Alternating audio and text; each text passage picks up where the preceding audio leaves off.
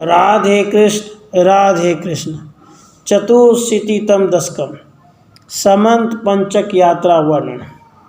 हे श्री कृष्ण, हे परमेश्वर। उसके बाद किसी सूर्य ग्रहण के अवसर पर कृतवर्मा और अनिरुद्ध को द्वारकापुरी की रक्षा करने के लिए नियुक्त करके आप यदुकुल की महिलाओं के साथ समंत पंचक कुरुक्षेत्र नामक उत्तम तीर्थ में गए। वहाँ अधिकांश लोगों के हित के लिए आपने भी उस तीर्थ जल को पवित्र करते हुए उसमें गोता लगाया और खुले हाथ ब्राह्मणों को धन राशि का दान दिया। वहीं कुरु, पांडव आदि मित्रों से आपकी भेंट हो गई। तब आप में सुदृढ़ भक्ति भाव रखने वाली द्रौपदी, सुभद्रा आदि अन्य महिलाओं के साथ आकर आपकी रुक्मणी आदि पटरानियों से मिली और जैसे जैसे आपने उनका हरण किया था उस वृत्तांत को उनके मुख से सुनकर अतिशय आनंदित हुए।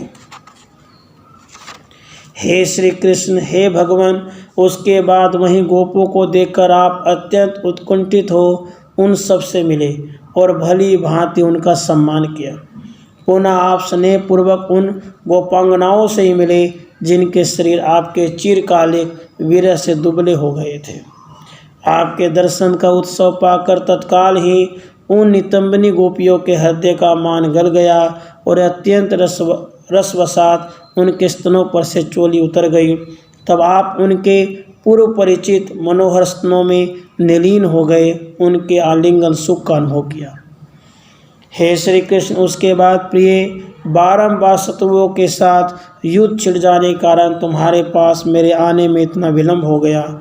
इस प्रकार आपके सांत्वनापूर्ण वचन सुनकर आलिंगन करने पर राधिका तुरंत ही अत्यंत विवश हो आपके वक्षस्थल में लीन हो गई, आपके साथ एक के सुख का अनुभव करने लगी। उस समय एकांत में उन गोपियों की विरह व्यथा को शांत करके उन्हें तत्व ज्ञान प्रदान करते हुए आप यूँ कहने लगे, प्यारी गोपियों, तुम लोगों के चित्त में ऐसा ज्ञान स्पष्ट रूप से उदित होना चाहिए कि मैं परमानंद बोध स्वरूप सबका आत्मा हूँ, अतः मेरे साथ तुम लोगों का वियोग कभी होता ही नहीं। पहले उद्धव के मुख से किए गए उपदेश को सुनकर गोपियों को विरह दुख का कुछ आनंद से मिश्रित जान पड़ता था, परंतु आपके इस उपदेश से उन्हें आपसे वियोग होने की व्यथा परमानंद रूप एक रूप हो गई। उसके बाद आपके पिता वसुदेव जी ने वहाँ एकत्र मुनिवर वृंद से पाप शमन के लिए शुभ कर्म पूछे। तब वे मुनिवर आपके रहते हुए अन्य शुभ कर्मों की क्या आवश्यकता है, यूँ कहकर ठहाका मारकर हंसने लगे। फिर भी उस समय उन्होंने वसुदेव जी से यज्ञ का अनुष्ठान करवाया। जिस समय प्रमोदित मित्रजनों से परिपूर्ण व महान यज्ञ चल रहा था, उस समय सबके साथ गोपगण भी यादवों से पूजित हो 3 मास तक वहाँ ठहरकर पहले की ही तरह आपके संगम सुख का आनंद लेते रहे।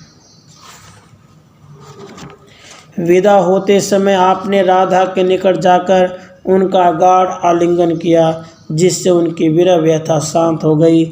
यह देखकर आपका हृदय आनंद से भर गया और आप द्वारकापुरी को चले गए।